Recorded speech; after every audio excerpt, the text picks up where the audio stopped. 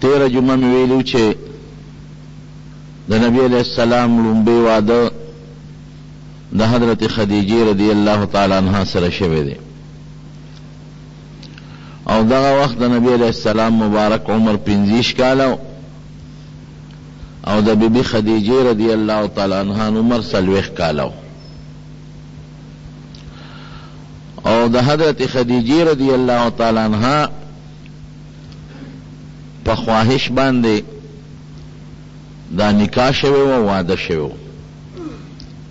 او دا الله په دې کې ډېر حکمتونه دي ډېر رازونه دي په دې کې اب ان شاء الله چې ته موقع پیښ شي نو زه به یو بیان تاسو ته په دې وکړم چې د نبی علیہ السلام دا زیات ودونه ولې شوي دي او لومبی واده د حضرت خدیجه رضی الله تعالی عنها سره ولې شوی دی دا ځان له موضوع ده ان شاء الله مقرر شي بیا به درته ووایم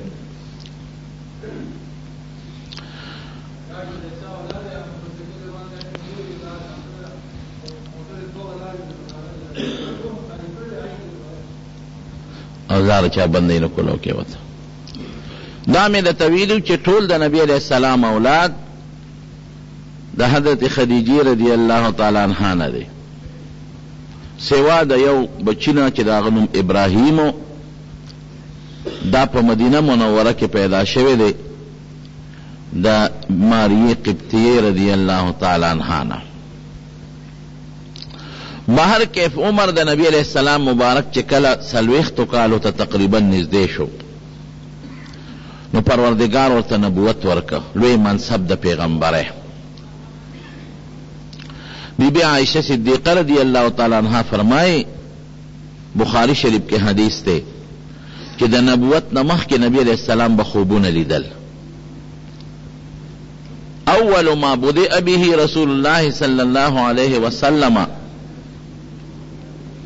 الرؤیا الصالحة فی النوم خشت خوبون بنبی علیہ السلام لیدل دا پیغمبری دا دا اللہ دا طرف نے یو نعمت تے دا کسبی شے نہ دے پا کسب نہ ملاوے گی قرآن شریف کے اللہ فرمائی اللہ یعلم حیث یجعل رسالتہ دا مکی خلق و ابو جہل اغب ویرا مشر دا مکی زیما او دا پیغمبری دی یتیم تا ملاو شوا او دی غریب تا ملاو شوا او دی کشر تا ملاو شوا من کے دی کشر دے عتبہ بوی سردار د مکی زیم شیبہ بوی سردار د مکی زیم مالونه مونږ سره دي دولتونه مونږ سره دي او هغه زمانه کې چې کم د تجارت اسباب واټول باندې او دا تجارتونه هر څه مونږ سره دي د قوم او د کلی مشری مونږ سره د پیغمبري د تمل او شو الله فرمایي الله اعلم حيث يجعل رسالته الله وی کم ځای کې چې د پیغمبري دم نو دا ځای ما ته معلومي چې دا مناسب د پیغمبره دی او کنه دی لکه یو زمکه ده او یو زمیدار پکې فصل کری نو دا زمیدار ارض فصل غنم نه لولي بعض زمکه داسي چې هغه کې غنم اونستل نو دا غنم اخریا تخم ختم کی وی خوري بعض زمکه داسي چې هغه به غنم زرغون کې خو بیا قابل د دینی چې د غنم له ترقی ورکی طاقت پر زمکه کې نه د زرغونتیا برابر نه شاړ زمکه او چې کم ازمکه د دې قابلې چې دا غنم زرغونی او دا بوټي غټي او دا بار کوي او دانا مضبوطه خېجي نو زمیدار بیا را تخم په هغه ازمکه کې کوي یو زمیدار په دې پوهې چې دا ازمکه قابل د کاشت او دا نه ده دا قابل د زرغونتیا دا او دا نه ده او دا د فصل د کرلو ازمکه دا او دا نه ده نو رب العالمین به په دې نه پوهیږي چې دا انسان د نبوت قابل دی او دا نه دی دی د نبوت بار وړي شي او دی د نبوت بار نشي وړي او د نبوت د الوی طاقت دی لرلی شي او دی نشي لرلی او بیا د پیغمبره چې کوم مقاصد دی هغه مقاصد دی پوره کولی شي او دی نشي پوره کولی نو الله وی الله اعلم حيث يجعل رسالته وی چې کوم ځای د پیغمبري مقرروم دا ځای ما ته معلومي هر چاله د پیغمبري خو نه ورکو دا خدا داد د الله د طرف نه یو نعمت ته او هغه ځای کې د پیغمبره د بوټي نه لای چې کم ځای وته معلومي رب العالمین ته چې دې دا بار وړي شي نو نبی کریم صلی الله علیه وسلم لا الله نبوت ورکاو نو نبوت یو خدادات شی د الله د طرف نه دی او دا خوبم د الله د طرف نه که یو سړی وای چې زه د خوب خشته وینم، دی په خپل سوچ خوب نشي لیدلی، دی چې وده شي نو د الله د طرف نه د ده د زړه ته القا کېږي او دی خشته خوبونه یې او یا شیطان یې د زړه ته ناستي نو هغه ورته څه وسوسې اچوي. خو دا خوب که شیطاني دی او که رحماني دی، دا خوب درې قسمونه دي، یو ته رحماني وي، بل ته شیطاني او بل ته حدیث النفس وي. دا درې واړه د انسان په اختیار کې نه دي، دا د الله د طرف نه دي یا د شیطان د طرف نه دي، خو د الله د خپل وس پکې نشته. یو سړی په خپل وس خوب لیدی شي نه چې زه د ښه خوب وینم او یا د خراب خوب نینم، دا د ده وس نه دی. نو دا خوب خشته خوب د الله د طرف نه دی او نبوت هم د الله د طرف نه دی، وحی هم د الله د طرف نه ده، دی هغه ما به الاشتراک شی دی. نو نبی علیہ السلام مبارک مخکې خشته ښکلي خوبونه لیدل. بخاری شریف کے راضی مضبوط حدیث دے نبی علیہ السلام بی بی عائشہ صدیقہ فرمائے اول ما بدأ به رسول اللہ صلی اللہ علیہ وسلم الرؤیا الصالحۃ فی النوم، خوبونه به خشته ښکلي ښکلي لیدل. او بیا فرمائی دا خوب بسنگاو، دا بداسیو چې کم خوب به ولید نو جاءت مثل فلق الصبح، بخاری شریف کے حدیث تے. نو فلق الصبح دا سبا سره تشبیه په دو سیدونه کې ورکي، لکه څنګه چې سبا روښانه او واضحه، دقه رنګې د خوب تعبیر به نبی علیہ السلام ته واضح او روښانه، د خوب په تعبیر به پوهېده. او یا مثل فلق الصبح زموږ علما لیکي وی لکه سبا چې روخیږي نو د شپې هغه تیاره ختم شي، د سړي په دې زړه کې یو انشراح پیدا شي، یو کولوالی پیدا شي، یو انبساط پیدا شي، فراخی پیدا شي، زړه خوشحاله شي. دقه رنګې دي خوبونو باندې د نبی کریم صلی الله علیه وسلم زړه مبارک به خوشحاله شو، زړه کې به انبساط پیدا شو، خوشحالي به پیدا شوه. دا د پیغمبرانو مخکې خدای پاک ښیي، لکه حضرت یوسف علیه السلام خوب لیدلی، قرآن شریف کې الله فرمایي خپل پلار ته خوب بیان که چې البابا انی رأیت 11 کوكبا والشمس والقمر رأیتهم لی ساجدین، یو لستوری میولیدل او نور او سپومې میولیدل چې ما ته تعبیری او ما ته سرټیټه دي. نو پلار خو پیغمبر هغه پوه شو چې دا 11 ستورو نه ستا 11 رونه مراد دي او د نور او سپومې نه زه مراد یم او مور دې مراد ده.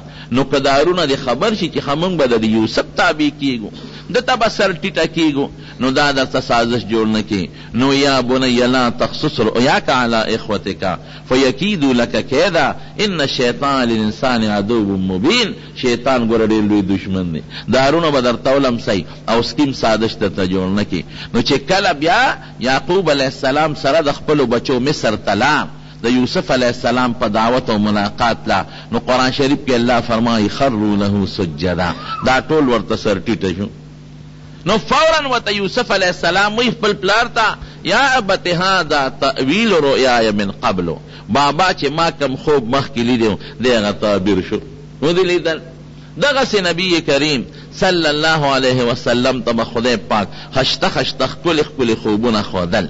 دا پیغمبر سره خدای مدد کوي. قرآن شریف کې الله تعالی د ابراهیم علیہ السلام په حق کې فرمایي ولقد آتینا ابراهیم رشده من قبل وکنا به عالمین، چې ابراهیم علیہ السلام له مخکې ما هدایت ورکړی، لاره کوټیو من قبل، د ماشوموالي نه پکې د هدایت آثار پراتو، او کنا به عالمین، مونږ ته پته وه چې دکې صلاحیت د نبوت او د پیغمبره شته. بهر کې زمارونو نو دا خشته ښکلي خوبونه نبی علیہ السلام لیدل. نو بی بی عائشہ فرمایي ثم حبب الیه الخلاء، ځان لوالی ورته محبوب شو، لکه دا پرېوته چې د خلکو نه ځان تلشم. ولې؟ ځکه قوم د کفر و شرک عبادتونو کې مبتلا دي، کافران دي او مشرکان دي او بوتانو ته سجدې لګوي او د بوتانو په نومونو نظرونه او نیازونه کوي او نظرانې ورکوي او د بوتانو په نوم باندې دا منختې کوي. نبی کریم صلی اللہ علیہ وسلم نے یو ځل یو صحابی تپوس کوي، حضرت انس فرمائی دے خادم و د نبی علیہ السلام وی ما یو ځل د حضور پاک نه تپوس کړی چې د الله رسول تا چتا د نبوت نه مخکې چتا بت طرف ته رجحان او میلان پیدا شوی دی؟ وی نه، وی زما د ماشوموالي نه د بوتانو نه نفرتو او چرته د بت نظرانه صدقه دی خوړلې ده؟ وی نه، وی یو مجلس کې د ناستو او په مکه مکرمه کې یو بل کسو د هغه نوم زید ابن عمرو ابن نوفیل، دا زید ابن عمرو ابن نفیل دا حضرت عمر فاروق دا ترزویو او مشهور صحابی دی حضرت سعید ابن زید چې عشره مبشرو کې دا غپلارو دیم د بوتانو د عبادت نه توبه تائب شوی یو مجلس کې ناستو او غوښه پرته وه ډوډۍ پرته وه او دا غوښه د بوتانو په نوم باندې حلاله شوې وه د بوتانو په نوم دا غوښه دا ذبحه شوې وه نو چې څنګه کېښودې شوه نو نبی علیه السلام دعوت دی نو خوره وی مې چې زه خو نه خورم دا د بوت په نوم حلاله شوې ده وی هغه زید ابن عمرو ابن نفیل هم وی چې زم د بوت په نوم غوښه نه خورم د بوت په نوم چې کم څاروي ذبحه شوې دي دا نه خورم نو زید پکې مشر و نبی علیه السلام وی زه په عمر کې کشر و نو هغه زید وی ډېر خشته دلیل وی اوس په پله کې هغه خبره پرته ده هغه زید د مکې خلکو ته وی خلکه وی دا څاروي الله پیدا کړی دله په دې وجود کې د ګرځېدو طاقت الله پیدا کړی او د چې کومه ګیا خوړلې ده دا مولا الله پیدا کړې ده نو دا د بوتانو په نوم ولې حلاله وې پکار چې د خدای په نوم دا حلاله کې نو حضور پاک وی په خپله زندګۍ کې ما د بوت په نوم ذبیحه او حلال شی نه دی خوړلی د هغې نه الله ساتلی او حضرت زید ابن حارثه کوم چې د نبی علیه السلام غلام دی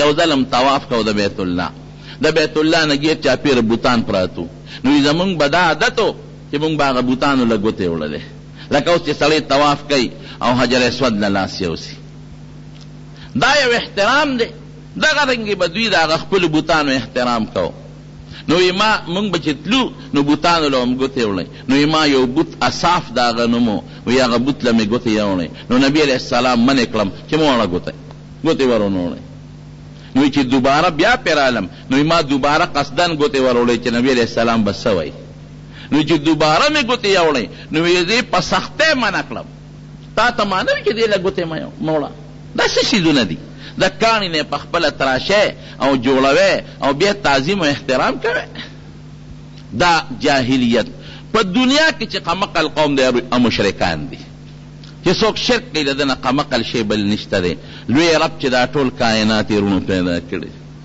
او د دې ټولو کائناتو د چلن انتظام یې کړی دی هغه خدای سره شریک ګڼل او د خپلو لاس مورتې جوړول او هغې له سترګې او غاښونه او هغې له شکلونه جوړول او هغه مالک د خیر او د شر ګڼل دا ډېر لوی قمقلتوب شکر الحمدلله مونږ په دې خوشحاله یو چې خدای زمونږ په زړه کې صحیح ښکلی توحید او د ایمان عقیده اچولې ده او خدای دې په دې عقیده ژوند او مرګ نصیب وګرځولی نو نبی علیه السلام د دې څیزونو نه به ځان ساته مکمل نو چې کله دا خوبونه لیدل شروع شو نو نبی علیه السلام ته حبب الیه الخلا ځان لشو دا ورته خوښه شوه چې د دې ځان لشم نو حدیث کې راځي په بخاري شریف کې چې ځان لشو نو کم خوا به ته غار حرا ته به ته غار حرا ته به لاړ بخاري شریف کې په دې ړومبو صفو کې دا حدیث ته نبی علیه السلام مذکور دی غار حرا ته به لاړ غار حرا یو غر دی په مکه مکرمه کې هغې ته جبل نور وایي دا هغه غر په سر کې یو غار دی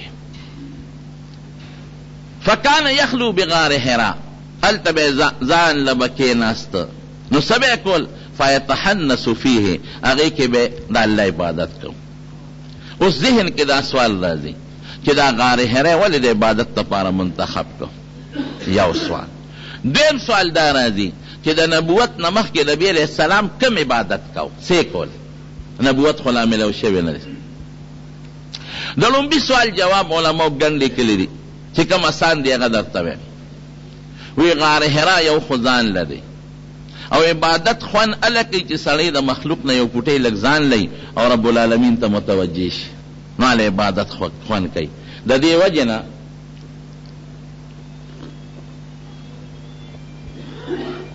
د شپې د عبادت فضیلت ډېر راغلی دی تهجد ولی ځکه دی د مخلوق نه ځان لي خلکو دی ریا پکې نه شر شور پکې نه نو سړی الله ته پوره متوجه وي د خلکو مخکې چې عبادت کې څوک به ټوخي کوي څوک به شر کوي څوک به چغې وایي نو ستا توجه به د الله نه هغه بندګانو طرف ته پیدا شي چې سړی ځان له عبادت کی توجه صرف رب العالمین ته الله ته خشوع خضوع مزیدار نو یو خو غار حرا ځان لري نو ته به وایې چې ځان له ځای نه خو نورم ډېر وکنه دی ولې غوره که.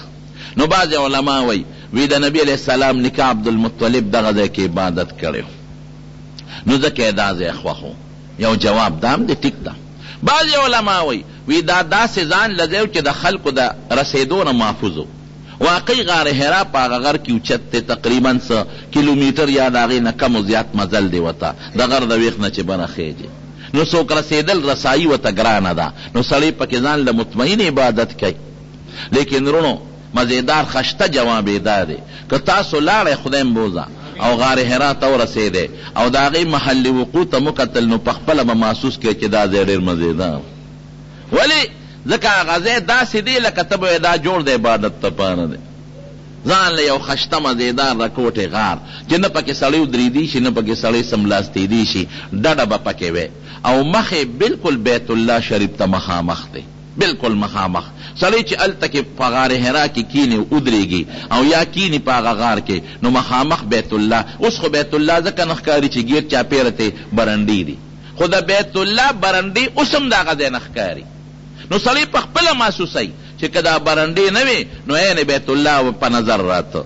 نو داسې ځای دی چې ځان لم دی د خلکو د رسۍ نم بچ دی اوچتم دی محفوظم دی او یو داسې غار دی چې ته به یې عبادت دپاره مستقل جوړ دی او مخامخ دی بیت الله شریف ښکاري.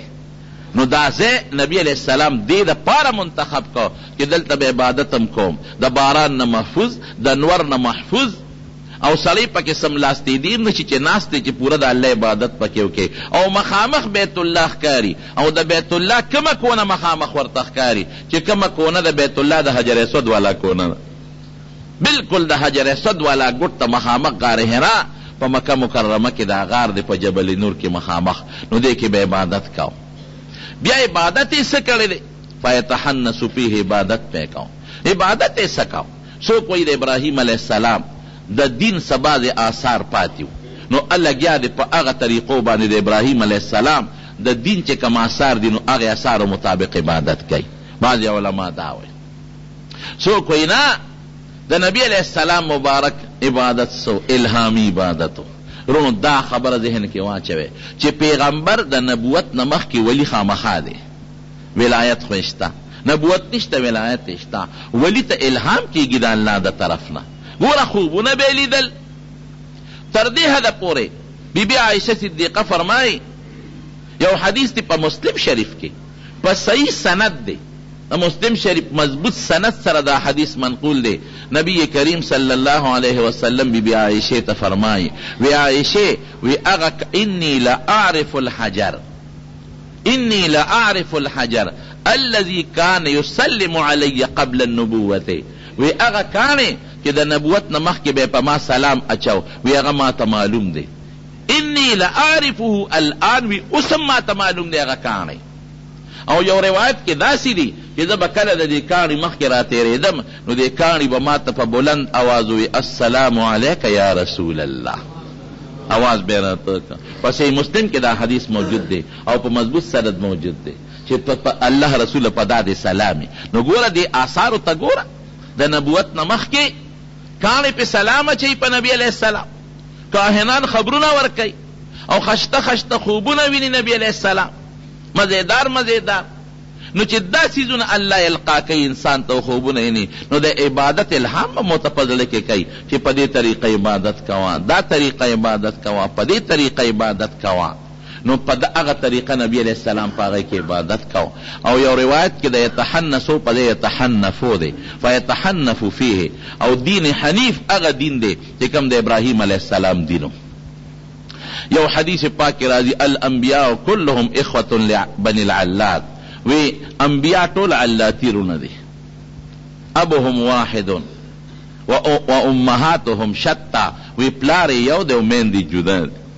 علاتیرونه هغې ته وایي چې پلار یو او میندې جدی دې ته علاتیرونه وایي په عربی کې. نو وی ابوهم واحد د ټولو پیغمبرانو پلار یو دی امهاتهم شتى میندې جدا دي. مقصد څه شروع؟ مقصد دا چې عقیده د ټولو پیغمبرانو یوه ده.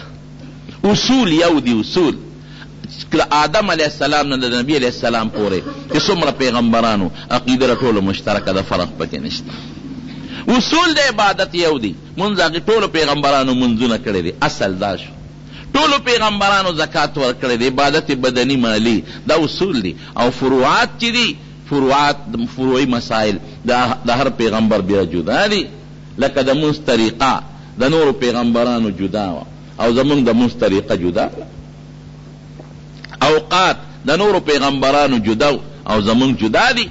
نو یتحنفو د بل روایت کی دین حنیف دا د ابراهیم علیه السلام د دین نومو، لکه زمونږ د دین نوم چې څنګه اسلام دی، رضیت لکم الاسلام دینا. نو د ابراهیم علیه السلام د دین ممکن ده چې الله ورته القام کوله، او بعض آثار د ابراهیم علیه السلام د دین پاتیو، د هغې مطابق هم لګیاو، او رب العالمین ورته په خوبونو کې یا په زړه کې القا کوله، ولایت ښودې، د هغې مطابق نبی علیه السلام عبادت کو. خف یتزود، ځان سره به یې توخه وړله، توخه به یې وړله. چې توخه وړي دا ولې وړي توخه خوري؟ بس توخه ځان سره وړي. دې نه وروڼو یو بله مسله معلومه شو. بعض خلک د رهبانیت والا عبادت کوي، لکه عیسایان او د هغوی پادریان او د هغوی هغه خاص خلک، نو هغوی ډوډۍ نه خوري، ودونه نه کوي. دا په اسلام کې شدیده ګناه ده. لا رهبانیت فی الاسلام، قرآن شریف د دې نه ګورې منع کړې ده. اوس نبی علیه السلام ځان لده، بعض خلک د دې نه یو خبره معلوموي، لکه اوس هم یو سړی بلاړ شي او په یو جونګړه کې او په یو غار کې به 40 ورځې چله وباسي او عبادت به کوي. نه اوس چې چله وباسي په جومات کې به کښېنې، یا اوس که ته عبادت کې اعتکاف کې په جومات کې به کښېنې، شاړې ځمکې ته غرونو ته ځنګل ته به نه ځې. ولې؟ نبی علیه السلام تللی دی، وایي ته ما منې کې. نبی علیه السلام چې کم وخت کې تللی دی او دغه چلې نبی علیه السلام ایستلې، هغه وخت کې منځونه لا فرض نو په نبی علیه السلام، او نه د جمع د منځ حکم راغلی و. اوس پتا منځ فرض دی او د جمع منځ در باندې بنا بر یو قول واجب دی یا سنت مؤکد دی، او د جمع د منځ ثواب د ځان له د منځ په نسبت یو په 25 یا په 20 چنده زیات دی. نو چې ته ځان له اوس په غار کې کښېنې یا په جونګړه کې کښېنې او د جمع منځ در نه پاتې دی، نو ګټه دې وکړه که تاوان دې وکړه؟ نفلي عبادت کې هلته سنت مؤکد دې پرېښودل، بنا بر یو قول واجب عبادت دې پرېښود، د جمع د منځ لوی ثواب دنه پاتې شو. نو دا په شریعت کې هغه شریعتونو کې جایز و، زمونږ په شریعت کې منع دی. هغوی به ودونه نه کول، او زمونږ په شریعت کې نبی علیه السلام د واده حکم کړی دی چې باقاعده وادو کې تزوجو، حدیث کې راځي ودونه وکړئ. او من رغب عن سنتي فلیس مني، النکاح من سنتي، زما د طریقو یو طریقه ده، چا چې له دې نه رغبت وکړو او رهبانیت طرف ته میلان وکړو، وایي دا زما طریقې والا نه دی. نو نبی علیہ السلام توخه وړله، دینه بله معلومه شوه، توخه به ځان سره وړې، ځان سره توخه باقاعده یې وړه. او حدیث کې راځي چې کله به موده تېره شو را به نغی، بیبي خدیجې ته به پته وه چې نبی علیہ السلام سره به اوس توخه خلاصوي، نو حضرت خدیجې رضی الله عنها به ورسره توخه وړله. توخه به یې سو ستوان به ستوان عموما، اوبه به یې بتکي کې به یې ځان سره اوبه یې وړی. قسم دی سړی حیران شي چې د خدیجې رضی الله عنها د حضور پاک سره څونه محبت الله ول انتخاب کړی دی، او څومره تکلیف یې برداشت کړی دی. د دې زمانې ښځې به داسې ونه کړي. سړی چې طاقتمن سړی وي نو غار حرا ته نشي ختې، ګران کار دی. په زرو دمو به خیږي، په سلم نه په زرو، هر 2 قدمه پس به کښېنې، ګران کار دی. نو ما وی خدای مونږ نشو ختې، ځوانان یو تکړه یو، او بیبي خدیجې سره به د اوبو بتکې مو او ستوان او خوراک به مور سره، او د دې ویخ نه هغې سره پورې نبی علیه السلام پسې وړلي. داسې بیبي والا خدای پاک ورکړی و. نو توخه به ورسره پرته وه، په هغې به خپل ګذر اوقات کو. نو چې 40 کاله ته عمر ورسېد، نو رب العالمین نبوت والا ورکړه. په 2م تاریخ نبوت میلاو شو. نو علما پکې لږ اختلاف کوي، څوک وایي نبوت دا د ربیع الاول 5م تاریخ میلاو شوی دی، ځکه پیدایش د نبی علیہ السلام د ربیع الاول 5م تاریخ. ما د طویل چې اختلاف شته، څوک 9م یادوي څوک 8م، او 12 ربیع الاول اسې مشهور دی د ولادت تاریخ. دا هیئتدانانو رد کړی دی، ځکه د نبی علیہ السلام چې کوم د پیدایش ورځ ده دا په 12 نشي راتلی، هغه حساب کتاب یې لګولی دی. نو سن 8 ربیع الاول ولادت شو، او سن 8 ربیع الاول دا بیا نبوت ملو شو، نو 40 دن پوره شو. او بعض حضرات وینه پر رمضان 19م تاریخ نبوت ملو شوی دی، نو بیا تقریبا 40 کال او 6 میاشتې تقریبا ترې نه جوړېږي. بهر کیف نبی علیہ السلام دا واقع پخپله ذکر کوي. دا د حضور پاک د خولې مبارکې وینا ده. وی زه ناستم په دې غار حرا کې او دې کې یو څو کسان راغلل. زه را پاسولم د خپل ځای نه. لومبې خو یې زما شق صدر وکړه. هغه کومه سینه مبارکه چې شلی ما درته مخکې بیان کې ویلي چې 4 ځله د نبي علیہ السلام شق صدر شوی دی، سینه مبارکه ورته سیرله شوې ده. یو چې کوم وخت بیبي حلیمې کراو. دویم د نبی علیہ السلام عمر 10 کاله او دریم چې کوم وخت نبوت ورته ملاویږي او 4م چې کله نبی علیہ السلام د معراج په سفر ته دا 4 کرته دا شق صدر شوی دی. نو نبی علیہ السلام په خپل ذکر کوي. بیهقی په دلائل النبوت کې دا واقع ذکر کړی ده او جلال الدین سیوطی په خصائص کبرا کې دا واقع نقل کړی ده. دا د نبی علیہ السلام زبانی ده. وی 2 کسان رالل. رستو بیا حضور پاک فرمایي یو حضرت جبریلو او یو حضرت میکائیلو و سره نور فرشتیم دي. نو یې دې پاسولم. نو یې زما دا سینې دې ځای کې وشلوله او زما زړی ووینځه د زمزم په اوبو باندې. وی سامان یې ټول د جنت نه راوړی دی او بې د زمزم استعمال کړي دي. دا ګورېرونو د عام عادت خلاف کار دی. دا د عقل نه بار دی او د عادت نه باره خبره ده. نو زمونږ د عقل او د عادت نه چې کوم شی بار هغې ته معجزه وایي. لکه د کاڼي خبرې کول. څوک مني چې کاڼي به خبرې وکړي؟ کاڼي خبرې د نبی علیہ السلام سره دې ته معجزات وایي. یو د عقل او د عادت نه خلاف کار چې د یو نیک صالح مسلمان نه صادر شي نو هغې ته کرامت وایي. او د عقل او د عادت نه خلاف کار چې د پیغمبر نه صادر شي هغې ته معجزه وایي. یو ټکي باندې پویو. بعضې وخت یو اکسیډنټ وشي یو سړی پکې بچ شي چې ته تپوس له ورشي نو څه وایي بس په معجزانه طور سے بچ گئے. هلکه ته پیغمبر یې څه چې معجزانه طور پر بچ گیا؟ دا غلط خبرې دی. معجزانه طور صرف پیغمبر له راځي. دا ووایه چې الله مې مدد وکړه یا غیبي طور خدای بچ کړم. مونږ خلک څه وایي یاره جي بس د خدای یو معجزه ونه. دا زر وایي که نه وایي؟ هلکه څنګه بچ شوې؟ یاره بس یو معجزه وه. نو ته پیغمبر یې. معجزه خو په اصطلاح کې د پیغمبر سره خاصه ده. نو دا د اصطلاح نه ځان ساتي. دا به نه وایي چې معجزانه اخبار کې به م غټ سرخي به لګېدلي معجزانه طور پر بچ گئے. معجزانه طاقت معجزه صرف د پیغمبر سره. ما سوا د پیغمبر هغې ته کرامت ویلی شي. دا الله مدد ورته ویلی شي. معجزانه لفظ به نه استعمالی. دا د شریعت په اصطلاح کې صرف د پیغمبر هغې کارونو ته وایي چې د عادت او د عقل نه بار صادر شي. نو دا هم د عقل او د عادت نه بار خبره ده. سینه شلیږي وینه ترې نه بیږي او سینه بغیر ګنډلو بیا پیوس کېږي او زړه انځلې کېږي. نو سامان ټول د اپریشن د جنت نه راغلی دی. نبی علیہ السلام وایي او اوبه د زمزم استعمال شوي دي. علما د دې نه معلوموي چې د زمزم د اوبو نه برکتي اوبه په جنتونو کې هم نشته. د حوض کوثر نه هم دا غوره دي. ولې که نورې اوبه د دې نه بهترې وې نو د نبي علیہ السلام د زړه د مبارک د انځلو دپاره بیا هغه اوبه راوړی وې.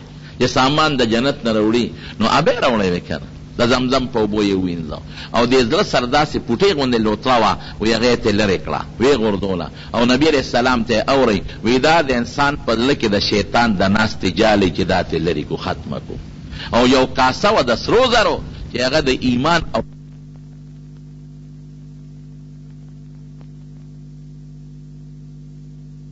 تللی کېږي. نو څه جوابونه علما نورم ورکوي خو مضبوط جواب دا دی چې د دې عالم اعراض چې دي چې هغه نه محسوس کیږي او نه په لاس کې نیولې کیږي نه تیلی کې اچولی شي. دې له به وجودونه یي په هغې عالم کې هغه شکلونه به یې راوالي په تله کې به یې واچوي. نو ایمان او علم هم یو شکل لري. لکه حدیث کې پاک کې راځي وي ما له پی وسکل او چې کوم رانه زیاتي شوه مې حضرت عمر له ورکړل. نو صحابه ته تپوس کې دا الله رسول تعبیر یې څه دی؟ وی دا علم دی. ګوره علم یې د پیو په شکل نبي علیہ السلام ولید. یا د قیامت پر ورځ ګډ براولي یحیی علیہ السلام له به چاړه ورکوي به حلال کړي او الله بوی دا مرګ دی لال ختم شو. نو مرګ د ګډ په شکل کې ولیدلی شو. وی زما رګونه پې ډک شو او یو مهر وسره و زما په دې زړه د پاسه یې ولګاو او بیا یې پې لاس راښکه سینه مې بنده شوه. وی یو غیبي تله راله. دا حدیث هم په خصائص کبرا کې جلال الدین سیوطي رحمت الله علیه په مختلفو سندونو راوړی دی. یو سند نه دی ګڼ سندونه یې وله راوړی دی. دا یې ثابت کړی. غیبي تله راله نو دې یو چابلي کې ودرونم او بل چابلي کې بل سړی ودرو، نو زه پې دروند شم. نو بیا کسان غیبي راتلل، هغه یې زیاتول. اخوا 10 شو دې خوازه شم، نو بیا زه دروند شم. اخوا 20 شو دې خوازه شم، بیا دروند شم. اخوا ته 10 به زیاتول، اخوا 100 شو دې بل طرف ته زه شم، زه پې دروند شم. نو دا یو فرشته دی بل ته وایي چې بس مې تله، که دا ټول مخلوق د دنیا د سره په یو چابړي کې واچو دی بل طرف ته، دی به په هغې دروند شي او دی به پې وزندار شي. دی نبی علیه السلام مبارک د خپل د پیغمبرۍ د نبوت هغه مرتبه ښودله. بلکې بیهقي په دلایل النبوت کې یو قول نقل کړی او په صحیح سند یې نقل کړی، ځکه بیهقي وروسته لیکي هذا سند جید اعلی سند دی، مزیدار سند دی. وی چې کله ما ته د اقرأ باسم ربک الذي خلق د آیتونه تلاوت شو، نو جبریل علیه السلام بشرني بالنبوت، ما له د نبوت زیر راکړه چې تا له خدای پیغمبري درکړه. خدای به پوره کوي انشاءالله. بهر کیفو خبره مې دې پورې کوله رونو چې جبریل علیه السلام د دې کارونو نه فارغ شو، نو نبی علیه السلام ته او فرمائے اوے چے اقرأ او لولا سو لولا. نو بعض علماء یو حدیث نقل کړی دی چې د ریخمو په کپړه کې ورته د آیتونه راوړي، دا 15 آیتونه، او د ریخمو دا کپړه ډېره مزینه کړې وه، په هغې کې ورته وي اقرأ او لولا.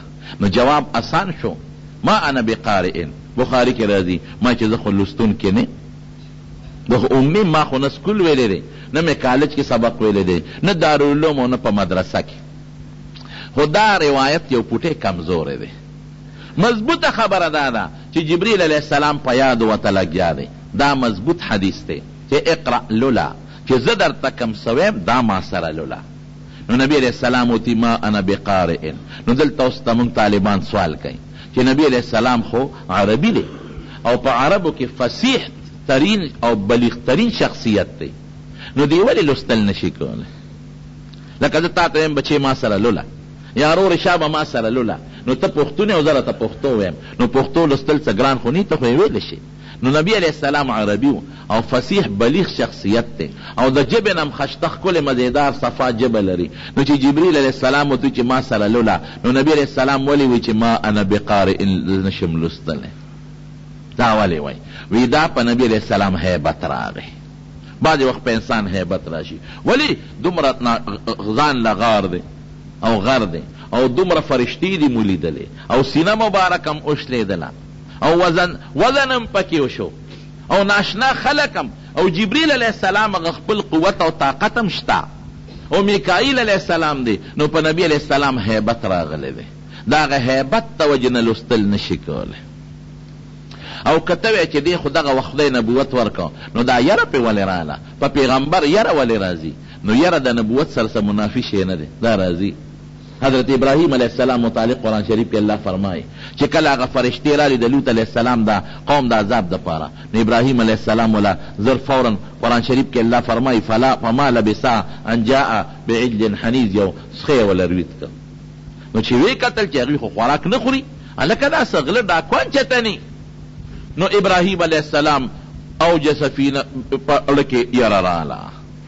نو قرآن شریف کې الله وی فلما ذهب عن ابراهیم الروع، چې بیا فرشتو ورته وی چې موږ خو د الله فرشتې یو، تاله د زوی زیری درکو او د لوط علیه السلام قوم هلاکو. نو د ابراهیم علیه السلام نه یره لاړه. نو یره خو په انسان راځي.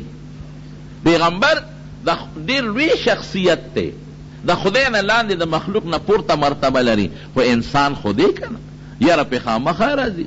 غاښونه د نبی علیہ السلام مبارک شهیدان شو، یعنی زخمیان شو په احد کې، تبه پې راځي، ټوخی پې راځي، بیماری پې راځي.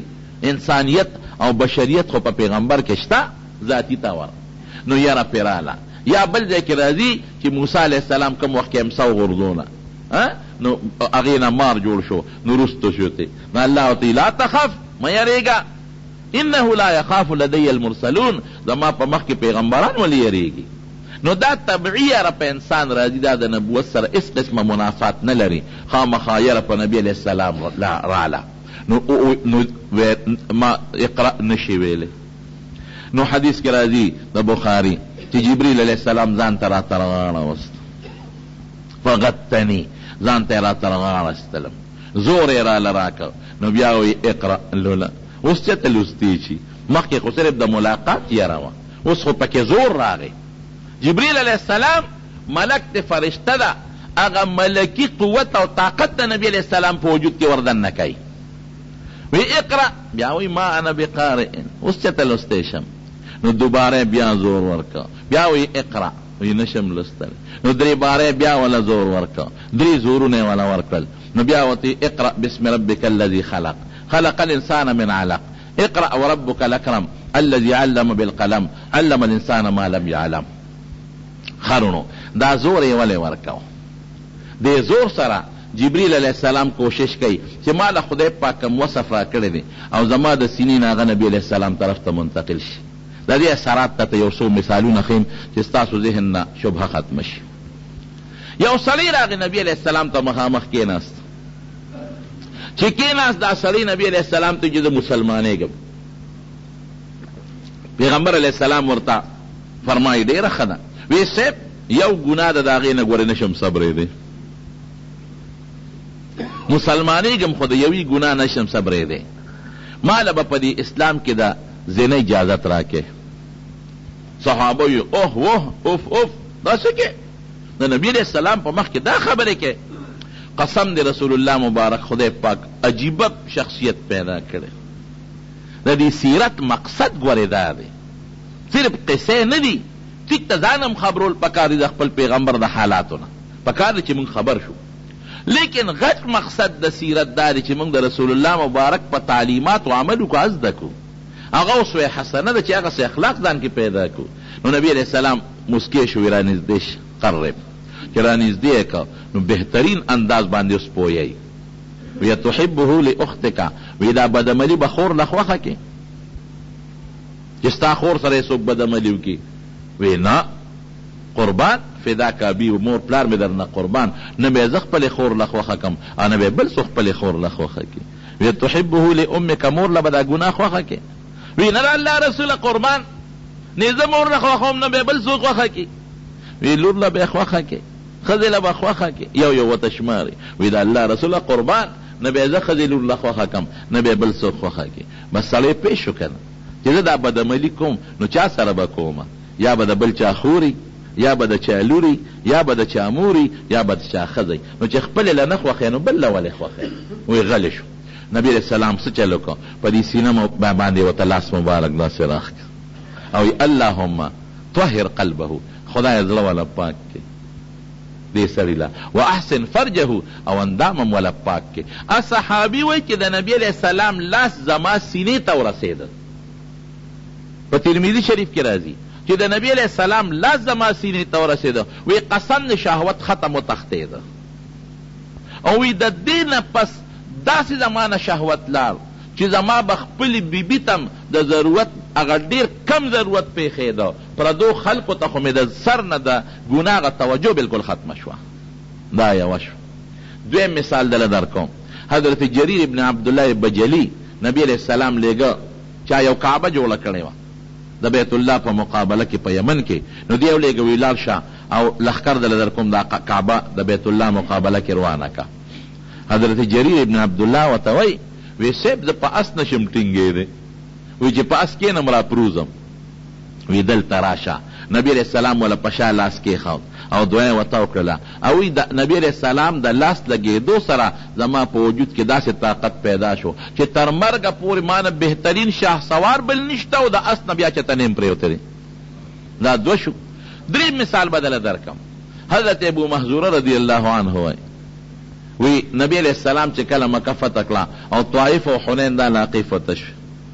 نو پیغمبر علیہ السلام را روانو نو زمونږ د کلي په خوا کې دمه واچوله دې د مکې سره خوا کې یو بانډه کې اوسېده وی د مانځه وخت شو نو مؤذن لګیا دی بانګ وی نو زیم یو څو ماشومان نور دي مونږ د هغه بانګي پیښې کولې چې څنګه چغې وي هغسې چغې مو والې پیښې به م کولې وی نبي علیہ السلام صحابو ته یې منډه کې دا ماشومان رونیسې وی نور ته وتښتېدل او زه یې راټینګ کړم وی چې څنګه یې بوتلم او پیغمبر علیه السلام ته مخامخ کېنولم وی ما ته وی شا به دا بانګ وایه چې پیښې دې کولی هغسې ووایه نو دی وی دا الفاظ دي، وی زما دغه وخته پورې د نبی علیہ السلام او د بانګ نه ډېر لوی نفرت و، ډېر نفرت مې وی ما ته وی شابه وایا، وی شروع مې وکړه، وی یریدم که مې نه کوله او مې نه وهي، شروع مې وکړه خو نفرت مې نو پیغمبر علیه السلام د لاس راواغېسته او زما په سر یې کېښود او زما په دې مخ یې داسې راښکو او د دې مخ نه لاندې لاړ زما دې سینې دی دا لاس راورسو مبارک.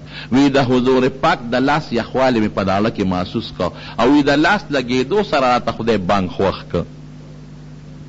نو شهادتین په نبی علیہ السلام دو ځله وی، زمونږ د طالبانو ته ترجیع وی په اذان کې، یو ځل وی اشهد ان لا اله الا الله، اشهد ان لا اله الا الله، اشهد ان محمد رسول الله، اشهد ان محمد رسول الله. دې په یو ځل وی دوباره په بیا وی وی څنګه حال دی؟ وی سیب بیا ایمان راته خایا.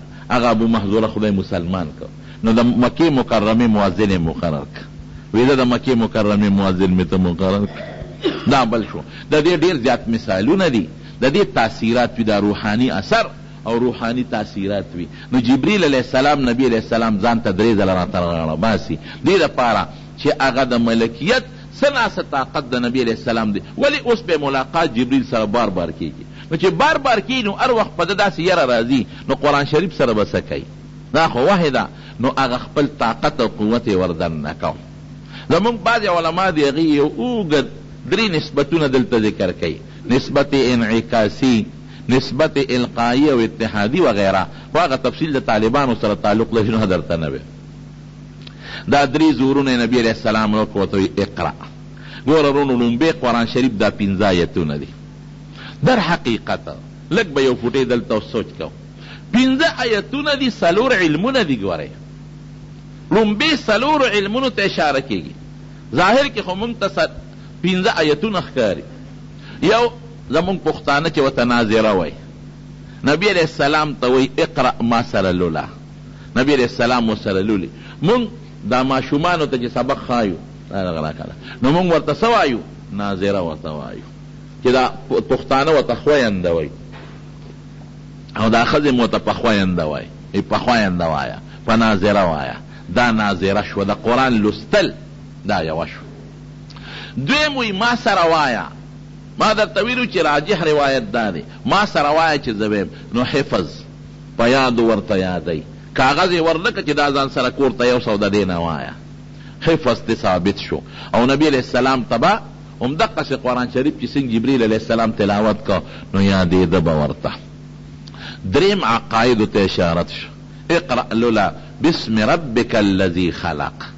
ګوره لومبې آیت الذی خلق، دا هغه ذات نوم واخله چې هغه د دې ټولو کائناتو خالق دی. دا د عقیدې لومبې باب شو چې کوم ذات دا ټول کائنات پیدا کولی شي، اپا تا کې د لوستو طاقت هم پیدا کولی شي. چې کوم ذات د نیست نه هسته کائنات وجود ته راوستی شي، نو تا کې بغیر د مدرسې او د سکول او د کالج د سبق ویلو نه مضبوط فصیح بلیغ او یو بهترین معلم د انسانیت دنه الله جوړولی شي. او خدای پاک وکړه.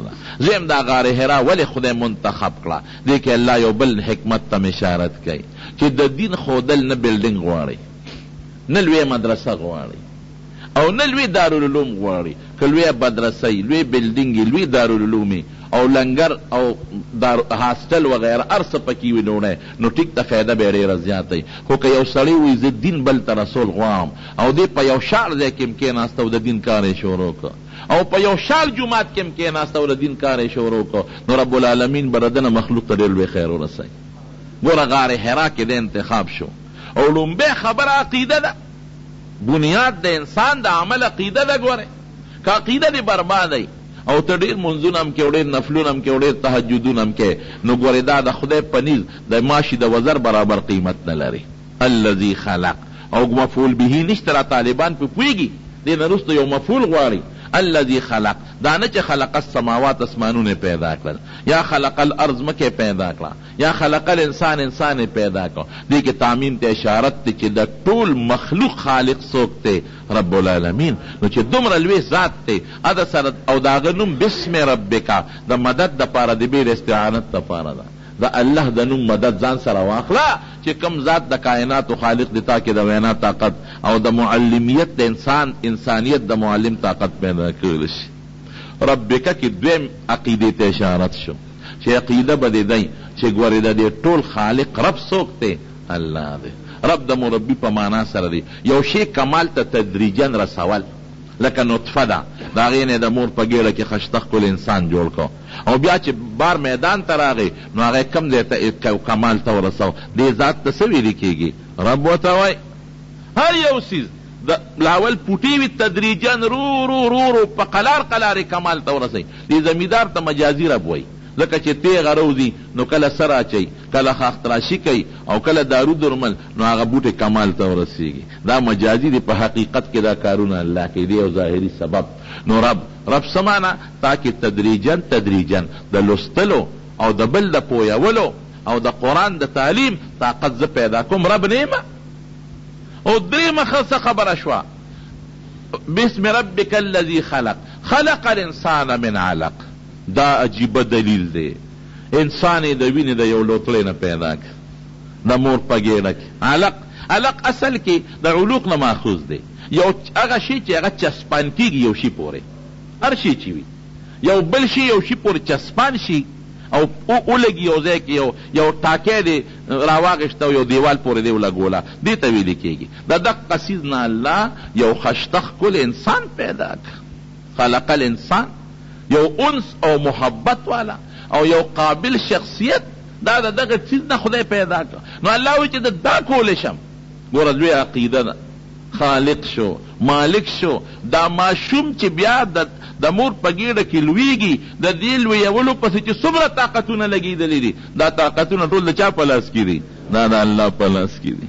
دې ماشوم ته دغه وخت کې د ده نوکان جوړېږي د مور په دې ګېډه کې، د ده غوښه جوړېږي د مور په دې ګېډه کې، د ده سرمن جوړېږي د مور په دې ګېډه کې دننه، د ده وازګه جوړېږي، د ده ویښته جوړېږي په سر د مور په دې ګېډه کې، د ده ګرده جوړېږي، د ده جگر جوړېږي د مور په دې ګېډه کې، د ده کولمې جوړېږي د مور په ګېډه کې، د ده سرمن جوړېږي، دغې چربي هر څه جوړېږي. دا خو مختلف طاقتونه غواړي که نه؟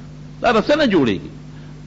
دا مختلف طاقتونه چې د مور دې ګېډې ته الله تعالی د مور د طرف نه په یو پایپ او په یو طریقه باندې وردننه کوي. دا او هر شی خپل ځای لځي. نوکان جوړېږي دلته په دې ګوتو کې، دا نوکان چتم په سر کې جوړ نه شو. دا بعضې بدبختیان وایي د اتفاقیاتو سره کار کوي. هلکه اتفاقي بچیا دا خپې چته سر کې جوړې نه شوې، څنګه اتفاقیات دي؟ دا لاسونه چتم په دې کونډو کې جوړ نه شو، دا پوز او سترګې چتم په دې سټ کې جوړې نه شوې، او دا مخصوص اندام چتم په خوله کې جوړ نه شو.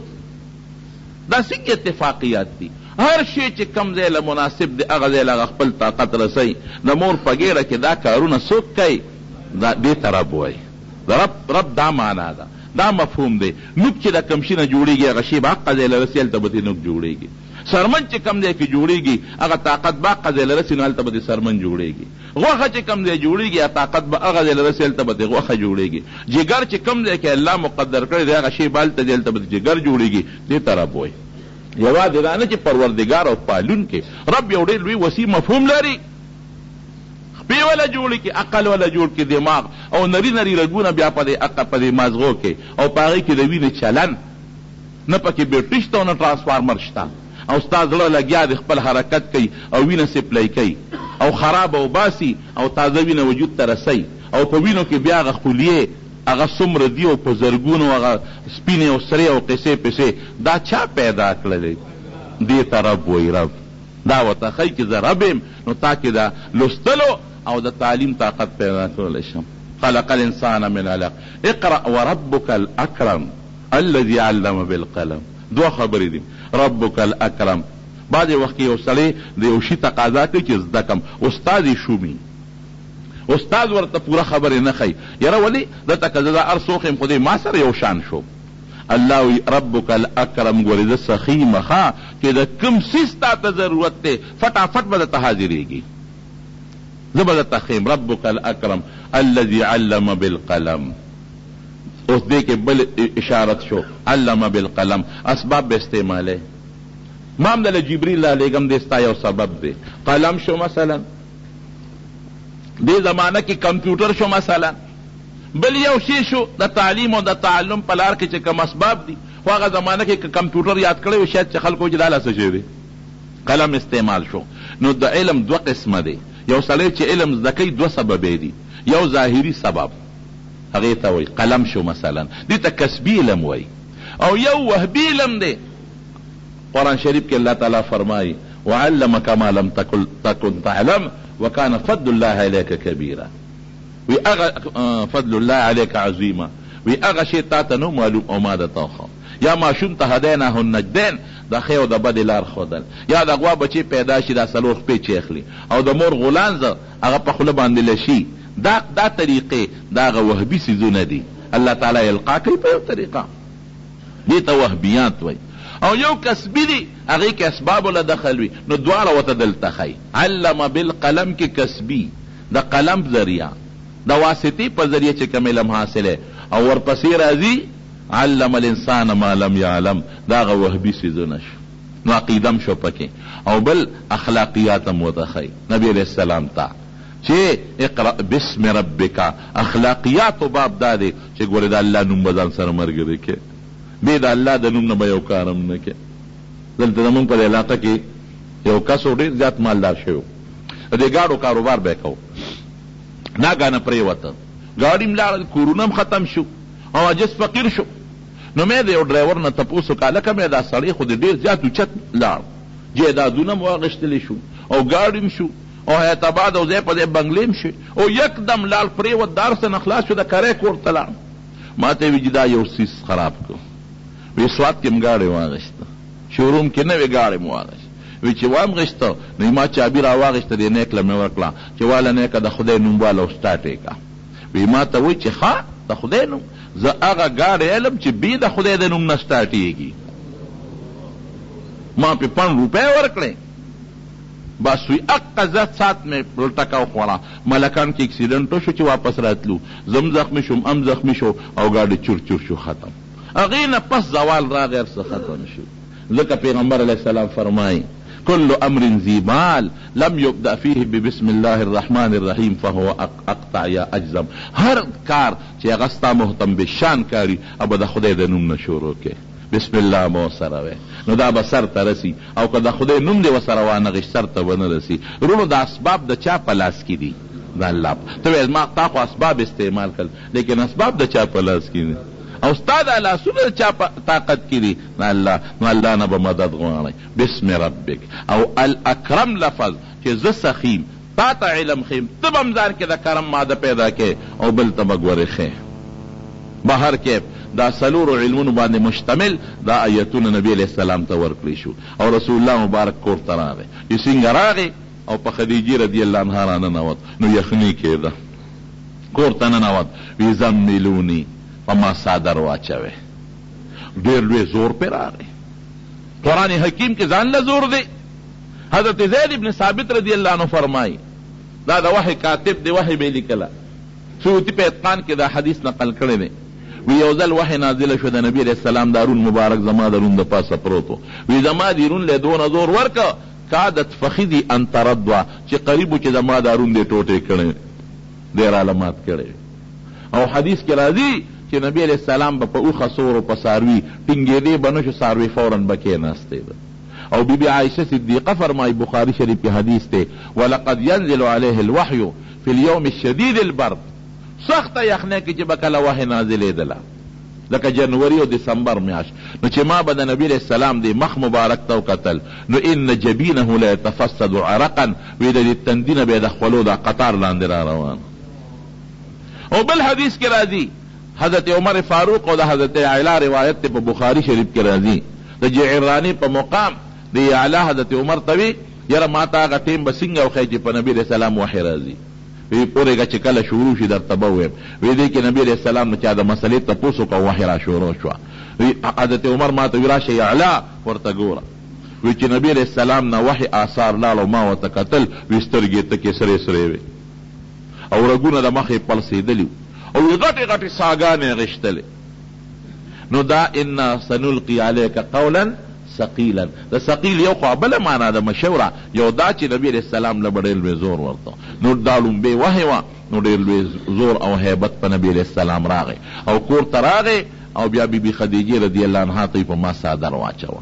بهر کیف رونو دینه باقي چې څه واقعات حالات دي اب انشاءالله آینده جمعه کې درته بیان کوم. خو زه درته دا وایم چې د سیرت د نبی علیہ السلام د اورېدو په مقاصدو ځان پوه کړئ.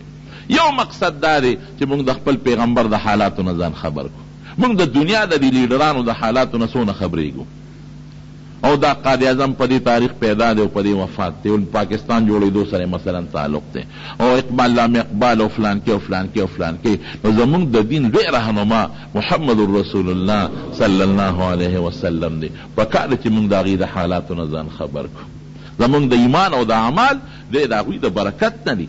او دا یاد ساتئ چې د چا عظمت په لکې کینی که نه، نو هغه سره فطري نفسیاتي اثر داره چې هغه سره مینه محبت پیدا کېږي، نو مینه محبت به پیدا شي. او د مینې محبت مقصد اتباع د نبی علیہ السلام د ګورې غټ مقصد دا دی چې جمدی قوم هغه دی چې د خپل مشر تاریخ هیر نه کي، یاد وساتي. او چې کوم قوم د خپل مشر زور تاریخ هیر کا، دا مل قوم دی مل.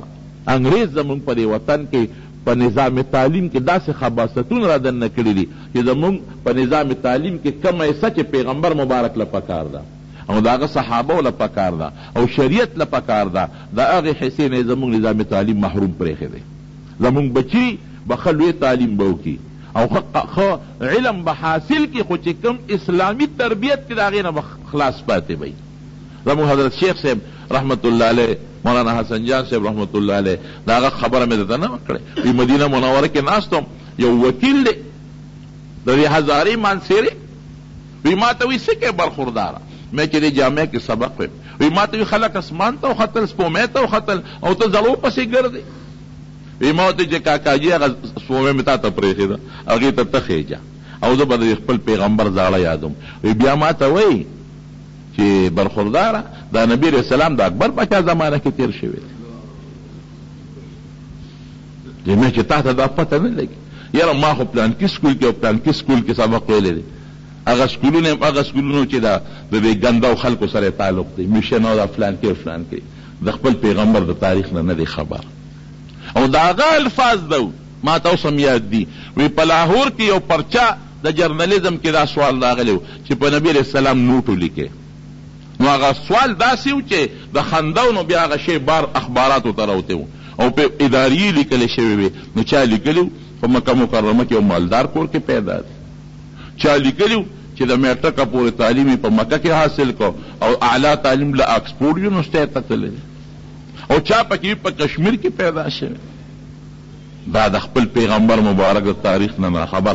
څومره لوی احسانات دي. محسن انسانیت، محسن انسانیت. بلکې زه یو جمعه به راته په دې بیان کوم چې نبی علیہ السلام یوازې د انسان دپاره نه، وما ارسلناک الا رحمتا للعالمین، حیواناتو دپاره هم د رسول الله مبارک وجود رحمت و. غلامان او وینځې او څه ورته ویلي کې کافر او حیوانات، د ټولو دپاره یو بهترین نظام مونږ ته پرېښی دی او ټول نظام کې رحم رحم رحم. نن خدا زمونږ دا اغیار لګیا دی او چغې وایي او په اسلام یو غټ لیبل یې د پاسه لګولی دی. اسلام کې چې کوم مودت دی، اسلام کې چې محبت دی، انسان ته انسان ولې وایي؟ انس د دې خپله ماده انس دی. انس الفت ته ویلې کېږي، یو بل سره الفت بساتې. افسوس چې مونږ خلکو خپل اسلام نه دی پیژندلی. د اسلام غلط روح که مونږ ته څوک پیش کړي نو مونږ وایي دا اسلام دی، مونږ ته پته نه لګېږي.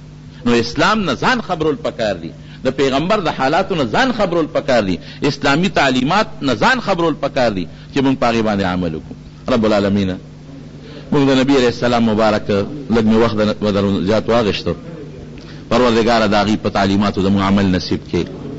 الله زموږ اسلامي اخوت نصیب کړي. پروردګاره د نبی کریم صلی الله علیه وسلم راوړل شوي دین، د هغې عقاید، اعمال، اخلاق پروردګاره زموږ نصیب کړي او زموږ په دې معاشره کې د قرآن و سنت نظام راولي، امن پکې راولي، سنت سکون پکې راولي. الله که څوک حاجتمند دي حاجتونه پوره کړي، څوک مریضان دي ته شفا ورکړي، څوک مقروضین قرضدار دي قرضونه اخلاص کړي، چاته څه پریشانۍ ټینشنونه یې هغه والا په خیر او په خوشحالۍ بدل کړي. الله ته زمونږ نه راضي شي، زمونږ ټول اعمال د خپل رضا د حصول ذریعه وګرځي. وصلی الله تعالی علی خیر خلقه محمد وآله.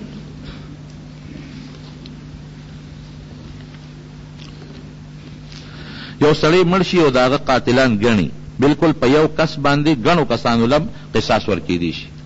یو حضرت عمر په زمانه کې داسې شوې وه، کسان ګڼو نو وی دا خو سړی یو مړ دی او ته پې ګڼ کسان وجنې، وی که ټول د صنعا خلق په دې قتل کې شریک هغې له هم پې سزا ورکوم. دا وظیفه ده بچه ته بله دغه کې ته ووایم، بې روزګار دی الله تعالی دې ولې د خیر روزګار ورکړي.